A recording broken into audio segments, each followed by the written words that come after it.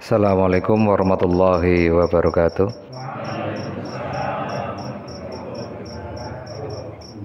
Innal hamdalillah nahmaduhu wa nasta'inuhu wa nastaghfiruh wa na'udzu billahi min syururi anfusina wa min sayyiati a'malina may yahdihillahu fala mudhillalah wa may yudlilhu fala hadiyalah.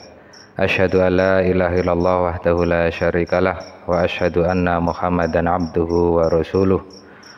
Qala Allah Ta'ala fi kitabil aziz, a'udzu billahi minasyaitonir rajim. Syahrul Ramadan alladzi unzila fihil Qur'an hudal linnas wa bayyinatin minal huda wal furqan. Allahumma anfa'na bima 'allamtana wa 'allimna ma yanfa'una wa zidna ilman. Allahumma kfina bi halalikan haramik wa ghnina bi fadlik aman siwak amma ba'du. Alhamdulillah, segala puji syukur kehadirat Allah Subhanahu wa taala yang telah memberikan jutaan nikmat karunia, wabil khusus nikmat sehat, sempat, iman dan Islam, sehingga dengan 4 nikmat minimal nggih, 4 nikmat dari jutaan nikmat lainnya yang Allah telah karuniakan, inilah yang insya Allah mempertahankan kita untuk sejenak bermajelis ilmu yang mudah-mudahan membawa atau memberikan manfaat. Amin ya rabbal alamin.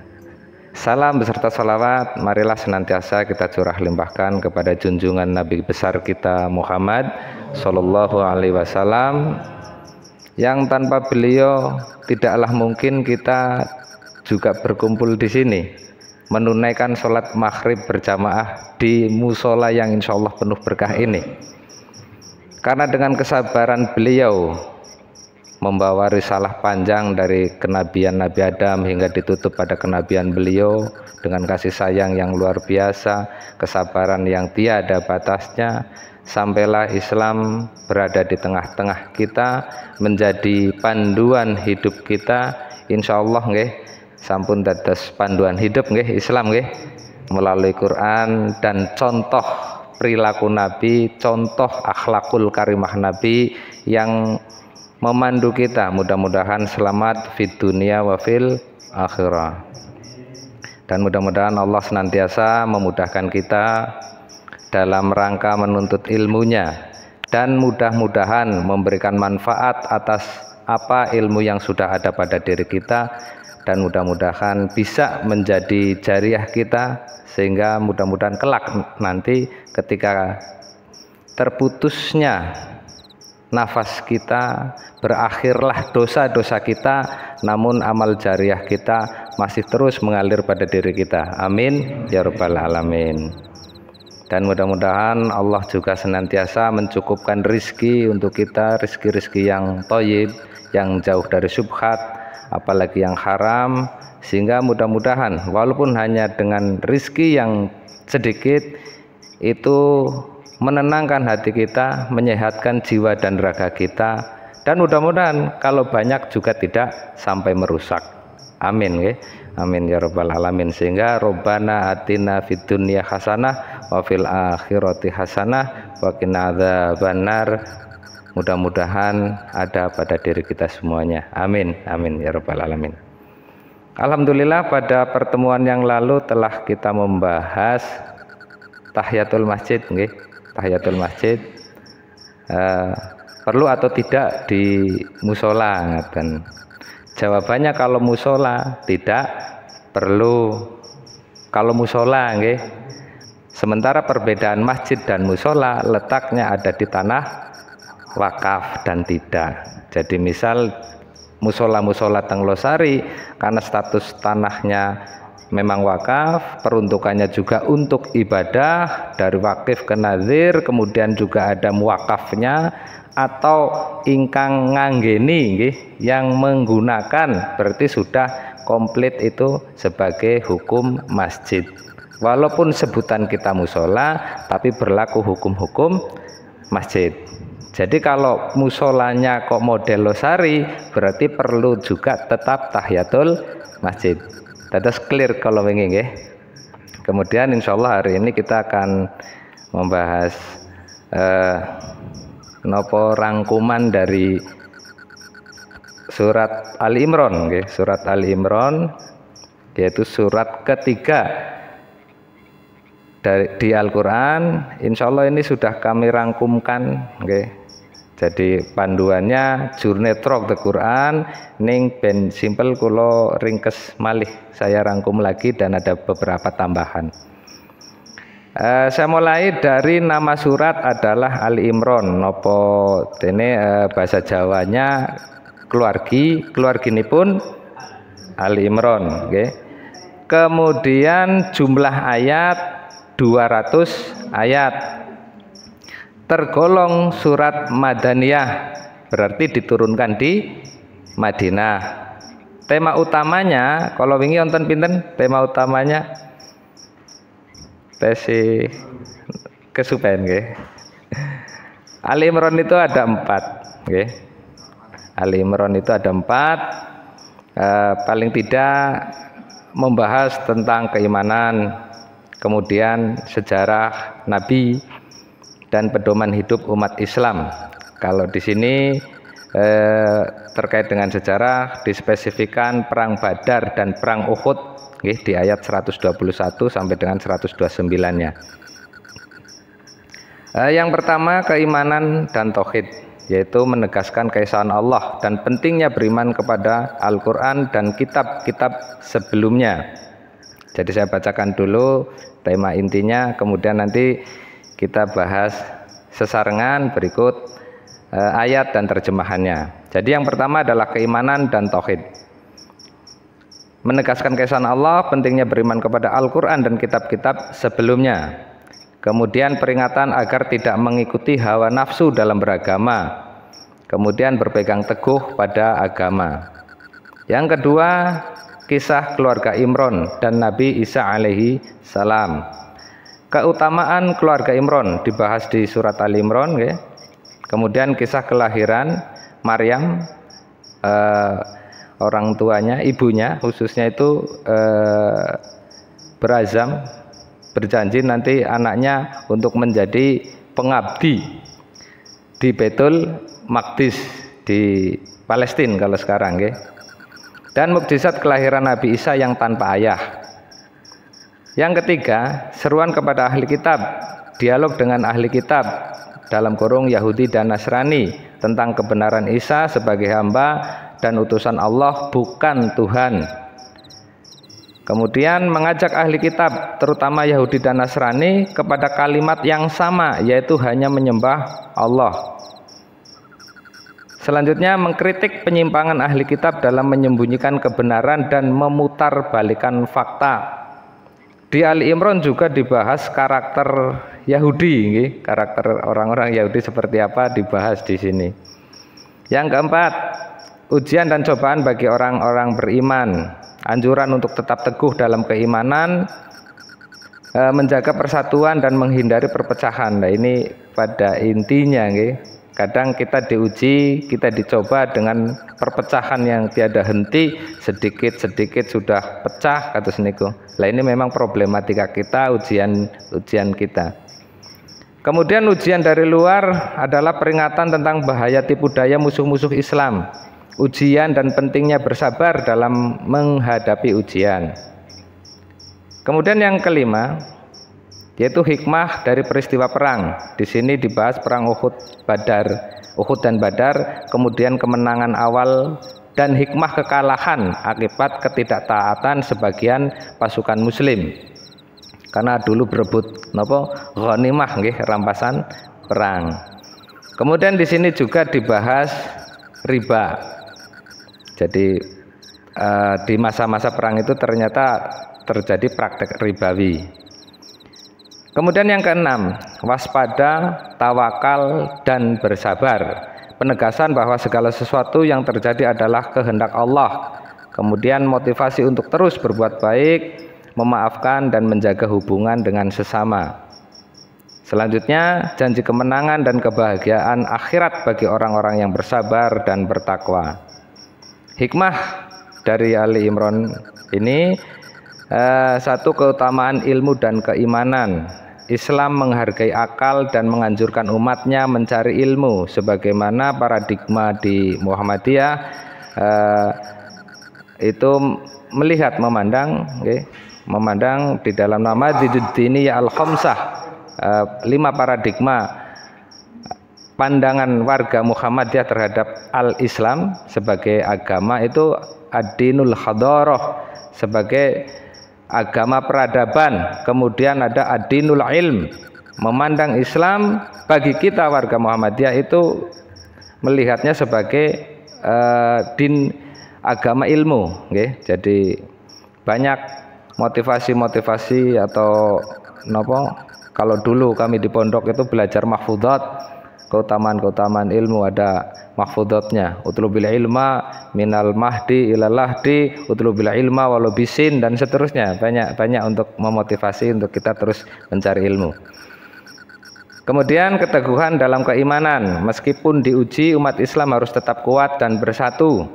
Nah ini lagi-lagi tentang persatuan umat, nggih. Hikmah berikutnya, belajar dari sejarah. Pengalaman umat terdahulu seperti perang Uhud menjadi pelajaran agar tidak mengulangi kesalahan. Selanjutnya, kepedulian terhadap sesama, anjuran untuk memaafkan, bersabar, menjaga persaudaraan dalam masyarakat. Nah, ini kami sertakan. Yang pertama tentang ketauhidan kita, nggih. Di Al-Imran, di surat Al-Imran ayatnya 2-3, Allahu la ilaha illahu al-hayyul qayyum nazzala 'alaikal kitaba bil haqq musaddiqal lima baina yadayhi wa anzalat taurah wal injil. Yang artinya Allah tidak ada Tuhan selain Dia yang maha hidup, yang terus-menerus mengurus makhluknya. Dia menurunkan kitab Al-Quran kepadamu, dalam kurung Muhammad, dengan sebenarnya, membenarkan kitab yang telah diturunkan sebelumnya, dan Dia menurunkan Taurat dan Injil. Jadi Al-Quran turun untuk merevisi, melengkapi, memperbaiki yang sudah bercampur. Jadi turun tidak untuk membantah adanya Taurat dan Injil, melainkan sekali lagi merevisi serta menyempurnakan sekitar risalah, karena semua nabi itu muslim. Mungkin yang berbeda adalah syariatnya. Kalau dulu barangkali belum diwajibkan sholat 5 waktu, syariat terakhir yang dibawa nabi, kita melaksanakan sholat 5 waktu. Jadi yang berbeda hanya syariatnya. Penjelasan ayat ini menegaskan tauhid, bahwa hanya Allah satu-satunya Tuhan yang berhak disembah. Al-Quran bukan kitab baru yang terputus dari ajaran sebelumnya, melainkan sebagai penyempurna Taurat dan Injil. Kemudian ini menunjukkan Islam adalah agama yang melanjutkan risalah para nabi terdahulu. Nggih, sami kados wau ingkang kula jelaskan. Selanjutnya, peringatan agar tidak mengikuti hawa nafsu dalam beragama. Ini ada pada Al-Imran ayat 14. Suyina linnasi hubbu syahawati minan nisa wal banin wal qanatiril muqantarati minadz zahabi wal fiddati wal khailil musawwamati wal an'am wal harth dzalika mata'ul hayatid dunya wallahu indahu husnul ma'ab.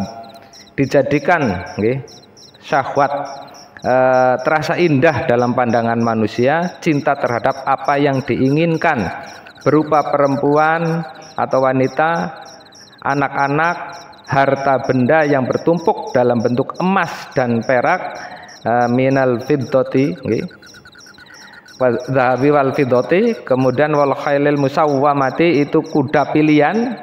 Barangkali mungkin untuk sekarang kendaraan-kendaraan, kuda-kuda besi, kuda Jepang. Kemudian hewan ternak dan sawah ladang, wal an'am wal harth. Itulah kesenangan hidup di dunia, dan di sisi Allah lah tempat kembali yang baik. Wallahu indahu husnul ma'ab. Ada terjemahan lain, indahu, Allah memiliki husnul ma'ab, artinya yang paling baik dari itu semuanya. Begitu kalau terjemahan di sini. Saya mengutip di terjemah Depak, itu tempat kembali yang baik. Tapi ada terjemahan yang mengatakan indahu husnul ma'ab, Allah itu punya yang lebih baik dari yang disebut di atas tadi. Ngaten. Penjelasan, mengingatkan agar tidak terjerumus dalam hawa nafsu duniawi. kemudian menunjukkan bahwa kenikmatan dunia hanya sementara, sedang kenikmatan di sisi Allah jauh lebih baik dan bersifat kekal selamanya, tidak ada ujungnya. Ngaten nggih. Kemudian masih di inti ke-1, yang ketiga ini berpegang teguh pada agama. Ya ayyuhalladzina amanu taqullaha haqqa tuqatih wa la tamutunna illa wa antum muslimun. Wahai orang-orang yang beriman, bertakwalah kepada Allah dengan sebenar-benar takwa kepadanya, dan janganlah kamu mati kecuali keadaan muslim. Jadi keberserahan diri kita itu harus terus dijaga, nggih. Pastikan sampai nuwun sewu ajal menyambut kita. Jadi selama kita sehat, selama kita masih punya waktu, kesempatan, itu adalah sarana untuk kita terus mengingat bahwasanya kita harus terus berserah diri. Dan ini insya Allah secara psikologis juga jadi terasa ringan, okay? Karena apa-apa udah kita gantungkan kepada Allah saja, berserah kepada Allah saja. Hasbiyallahu la ilaha illa huwa alaihi tawakkaltu wa huwa rabbul arsyil azim. Kita bergantung aja sama Allah Ta'ala. Terus beban hidup kalau memang kita melihat sebagai kehendak Allah dan itu pasti terdapat kebaikan di dalamnya, insya Allah terus enteng, ringan hidup kita. Maka saya menasehati diri saya secara pribadi, ini juga nasihat dari guru kami, kalau sudah umur 40 tahun itu carilah makanan yang menenangkan saja. Kalau sesuatu yang sudah kayaknya membuat kamu tidak tenang, udah tinggalin, mulai tinggalin, ngaten. Jadi saya mengajak diri saya pribadi, Bapak Ibu yang semoga Allah senantiasa rahmati, yuk kita mulai alihkan, sedikit demi sedikit alihkan perhatian kita kepada sesuatu yang sifatnya menenangkan. Karena Allah juga sebutkan, Allah firmankan, huwallazi anzala sakinah fi qulubil mu'min liyazdadu imanan ma'a imanihim. Bahwasanya dia Allah yang menurunkan ketenangan, karena sifatnya angzala, sifatnya diturunkan. Saya kok jadi berpikir kalau mencari di bumi sepertinya tidak mungkin, karena sifatnya diturunkan, angzala sakinah. Jadi memang ketenangan itu bukan yang ada pada bumi, melainkan betul-betul rahmat ilahi, ngaten nggih. Jadi mari kita alihkan kepada sesuatu yang lebih menenangkan, karena kita sepertinya tidak lama lagi, nggih, ngaten nggih. Penjelasan menekankan pentingnya bertakwa dengan sebenar-benarnya, kemudian mengajak setiap muslim untuk senantiasa menjaga keimanan hingga akhir hayat. Selanjutnya inti yang kedua, yaitu kisah keluarga Imron dan Nabi Isa alaihi salam. Keutamaan keluarga Imron terdapat di Al-Imran 33-34.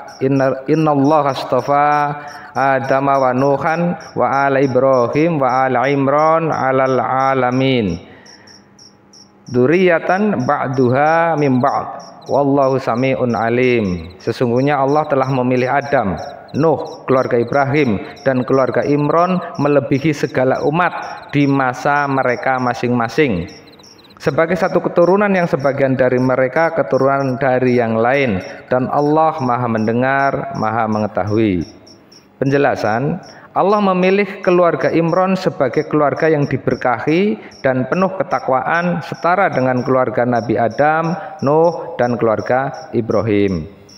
Keluarga Imron adalah leluhur Maryam, artinya mbah buyutnya Nabi Isa, nggih, ngaten. Kisah kelahiran Maryam, pengabdian di Baitul Maqdis, dan mukjizat kelahiran Nabi Isa yang tanpa ayah itu dijelaskan di Ali Imran ayat 35-36. Idza qalat imra'atu Imrana rabbi inni nadartu laka ma fi batni muharraron fataqabbal minni innaka antas samiul alim. Falamma wada'atha qalat rabbi inni wada'tuha ansa wallahu a'lamu bima wada'at wa laysa dzakaru wal unsa wa inni samaituha Maryama wa inni u'idzuha bika faduriyataha minasyaitonir rajim. Ingatlah ketika istri Imran berkata, ya Tuhanku, sesungguhnya aku bernazar kepadamu, anak yang ada dalam kandunganku menjadi hamba yang soleh berkhidmat di Baitul Maqdis, maka terimalah nazarku ini. Sesungguhnya engkaulah yang maha mendengar lagi maha mengetahui. Maka ketika melahirkannya dia berkata, ya Tuhanku, sesungguhnya aku telah melahirkan anak perempuan, padahal Allah lebih tahu apa yang dilahirkannya. Dan anak laki-laki tidaklah seperti anak perempuan. Sesungguhnya aku menamakannya Maryam, dan aku memohon perlindunganmu untuknya dan keturunannya dari gangguan setan yang terkutuk. Penjelasan, sebelum penjelasan barangkali ini dari saya, nawaitunya, niatnya niku kan ibunya Maryam itu kan mengharapkan bayi laki-laki nggih, untuk kemudian menjadi pelayan di Baitul Maqdis. Ternyata yang dilahirkan perempuan, dan perempuan itu berbeda dengan laki-laki kata seniku. Jadi sekalian minta petunjuk Allah. Ngaten. Ini penjelasan. Istri Imran bernazar anaknya akan menjadi hamba yang berbakti di Baitul Maqdis. Saat lahir ternyata bayi tersebut perempuan, yaitu Maryam. Meski begitu Allah tetap menerima nazar tersebut. Maryam pun dibesarkan oleh Nabi Zakaria dengan penuh sayang dan dalam lingkungan yang sangat religius, yang sangat kental, okay, nuansa religiusnya. Nah, kemudian juga di Ali Imran 45 sampai dengan 47, saya bacakan artinya. Ketika malaikat berkata, wahai Maryam, sesungguhnya Allah memberikan kabar gembira kepadamu dengan kalimat darinya. Namanya Al-Masih, Isa putra Maryam, seorang terkemuka di dunia dan di akhirat, dan termasuk orang-orang yang didekatkan kepada Allah. Dan dia berbicara dengan manusia dalam buayan dan ketika dewasa, dan dia termasuk di antara orang-orang yang soleh. Maryam berkata, ya Tuhanku, bagaimana mungkin aku mempunyai anak padahal tidak ada seorang laki-laki pun yang menyentuhku. Allah berfirman, demikianlah Allah menciptakan apa yang dia kehendaki. Apabila dia hendak menetapkan sesuatu, dia hanya berkata kepadanya, jadilah, maka jadilah sesuatu itu. Kun fayakun. Penjelasan, Maryam mendapatkan kabar dari malaikat Jibril bahwa ia akan melahirkan seorang nabi, yaitu Isa alaihissalam, meski tanpa seorang ayah. Kemudian mukjizat ini menunjukkan kekuasaan Allah yang menciptakan Nabi Isa dengan kalimat kun fayakun, jadi maka jadilah. Selanjutnya poin ketiga terkait seruan kepada ahli kitab. Inti 3.1, dialog dengan ahli kitab Yahudi dan Nasrani tentang kebenaran Nabi Isa sebagai hamba dan utusan Allah, bukan Tuhan. Inna mathala Isa indallahi kamathali Adam, khalaqahu min turabin tsumma qala lahu kun fayakun. Sesungguhnya perumpamaan dalam kurung penciptaan Isa di sisi Allah adalah seperti penciptaan Nabi Adam. Allah menciptakan Adam dari tanah, kemudian Allah berfirman kepadanya, jadilah, maka jadilah ia. Termaktub di Ali Imran ayat 59. Penjelasan ayat ini merupakan bantahan terhadap keyakinan Nasrani yang menganggap Nabi Isa sebagai anak Tuhan. Jadi clear kalau di Islam. Selanjutnya, penciptaan Nabi Isa tanpa ayah disamakan dengan penciptaan Nabi Adam tanpa ayah dan ibu, menunjukkan bahwa semua itu adalah kuasa Allah semata. Kemudian dilanjut di Ali Imran 52. Saya bacakan artinya. Maka ketika Isa mengetahui keingkaran mereka dalam kurung Bani Israel, dia berkata, siapakah yang akan menjadi penolongku untuk menegakkan agama Allah? Para pengikut setianya Hawariyun, jadi pengikut setia Nabi Isa niku kan Hawariyun, Hawariyun menjawab, kamilah penolong-penolong agama Allah. Kami beriman kepada Allah dan saksikanlah bahwa kami adalah orang-orang yang berserah diri dalam kurung muslim. Jadi kami adalah orang-orang muslim atau berserah diri. Penjelasan, Nabi Isa sendiri menyeru pengikutnya untuk beriman kepada Allah, mengikuti ajaran tauhid, bukan Tuhan anak, Bapak kayak seperti itu nggih. Jadi tauhid, satu akad Esa. Pengikut setia Nabi Isa, Wariyun, menyatakan diri sebagai muslim, yaitu orang-orang yang berserah diri kepada Allah. Jadi semua mengaku muslim. Jadi akidah kita dalam Islam, inna dina indallahil Islam, satu-satunya agama ya Islam, ngaten nggih. Itu agama yang diridhoi Allah, yang diterima di sisinya, dan keyakinan kita berarti bukan Islam, selain Islam bukan agama. Ngaten nggih, ini akidah. Kemudian poin selanjutnya mengajak ahli kitab, terutama Yahudi dan Nasrani, kepada kalimat yang sama, yaitu hanya menyembah Allah. Qul ya ahlal kitab ta'alau ila kalimati sawain bainana wa bainakum alla na'budu illallah wa la nusyrika bihi syai'an wa la yattakhidha ba'duha ba'dan arbabam min dunillah fa in tawallau faqulu syhadu bi anna muslimun. Katakanlah Muhammad, wahai ahli kitab, mari kita menuju pada satu kalimat atau ketetapan yang tidak ada perselisihan antara kami dan kamu, bahwa tidak kita sembah kecuali Allah dan tidak kita persekutukan dengan sesuatu pun, tidak pula sebagian kita menjadikan sebagian yang lain sebagai Tuhan selain Allah. Jika mereka berpaling, maka katakanlah kepada mereka, saksikanlah bahwa kami adalah orang-orang yang berserah diri kepada Allah, atau dalam kurung muslim. Ini Ali Imran ayat 64. Penjelasan, ajakan persatuan. Islam mengajak ahli kitab kepada persamaan dalam menyembah hanya kepada Allah dan menjauhi kemusyrikan. Berikutnya, penolakan penyembahan manusia, larangan untuk menjadikan manusia dalam kurung termasuk Nabi Isa sebagai Tuhan atau sesembahan selain Allah. Poin berikutnya adalah kritik penyimpangan ahli kitab dalam menyembunyikan kebenaran dan memutarbalikan fakta. Ini termaktub pada Quran surat Ali Imran ayat 71.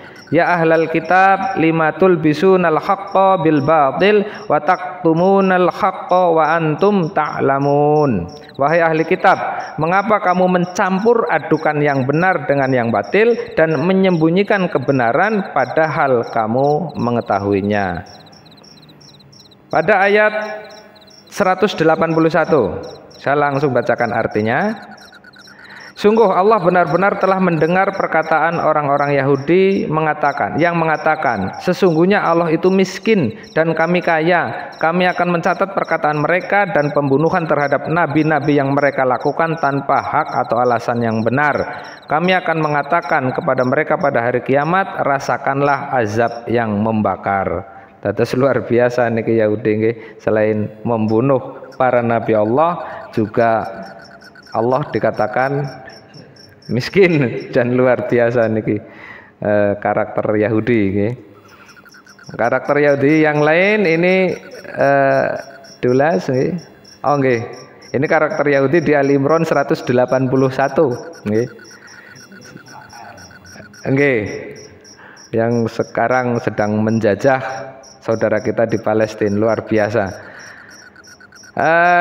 Berikutnya, ujian dan cobaan bagi orang-orang beriman. Anjuran untuk tetap teguh dalam keimanan, menjaga persatuan dan menghindari perpecahan. Ya ayyuhalladzina amanu taqullaha haqqa tuqatih wa la tamutunna illa wa antum muslimun. Wahai orang yang beriman, bertakwalah kepada Allah dengan sebenar-benar takwa kepadanya, dan janganlah kamu mati kecuali dalam kondisi muslim, nggih, keadaannya berserah diri.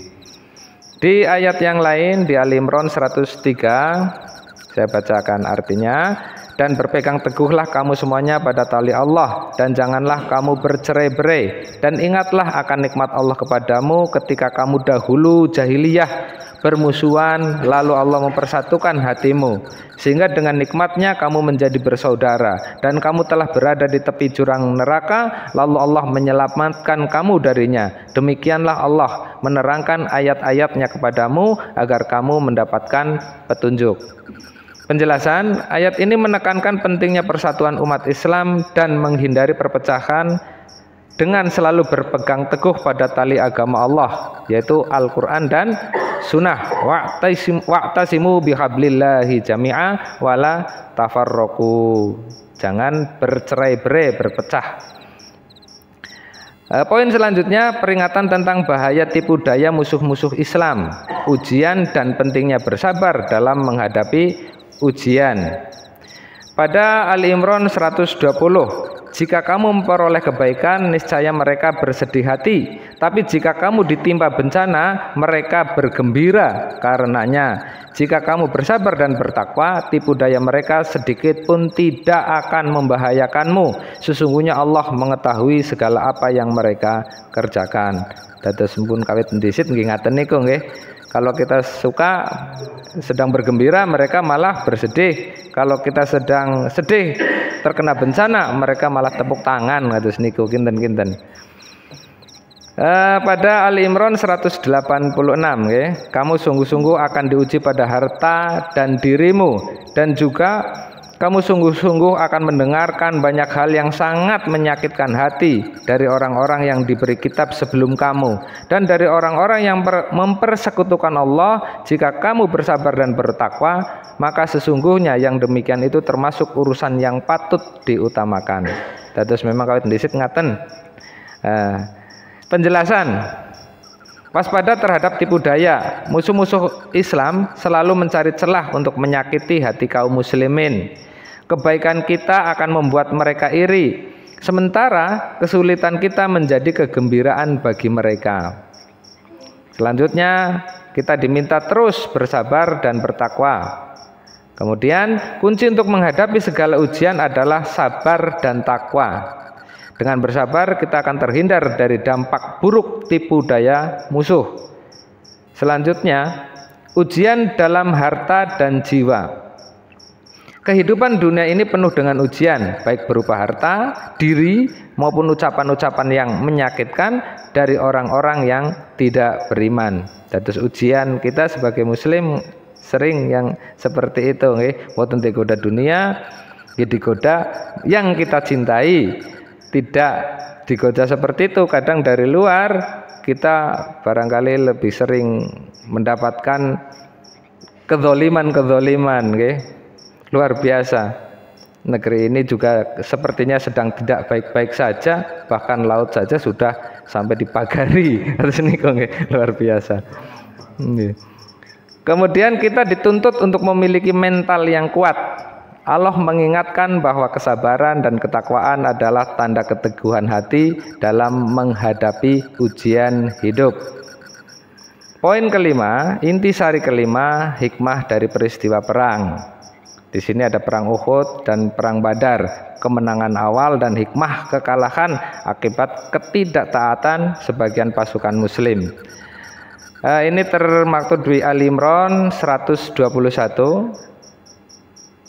Saya bacakan artinya, nggih. Ingatlah ketika engkau Muhammad berangkat pada pagi hari meninggalkan keluargamu untuk mengatur orang-orang mukmin pada pos-pos pertempuran. Di sini ada catatan kaki, peristiwa ini terjadi pada perang Uhud tahun ketiga Hijriah, nggih, maksudnya. Allah Maha mendengar lagi Maha mengetahui. Selanjutnya di Ali Imran 122-nya, ingatlah ketika golongan dari pihak kamu ingin mundur karena takut, padahal Allah adalah penolong mereka. Oleh karena itu hendaklah kepada Allah saja orang-orang mukmin bertawakal. Catatan kaki, kedua golongan itu adalah Bani Salamah dan suku Khazraj, dan Bani Harisah dari suku Aus yang sama-sama menjadi bagian dari barisan kaum muslimin. Ini beberapa pihak yang mundur pada perang Uhud.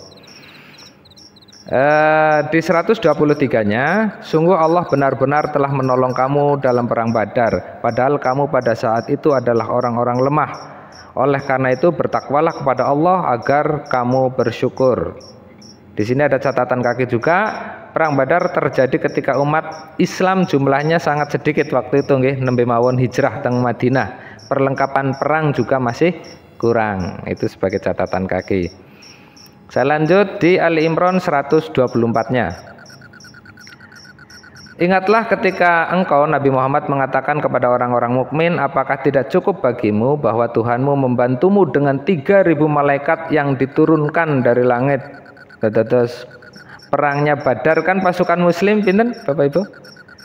313 gitu nggih menurut kisah yang kita dengar. Tapi ditolong Allah dengan 3.000 malaikat. Terus enteng ngaten.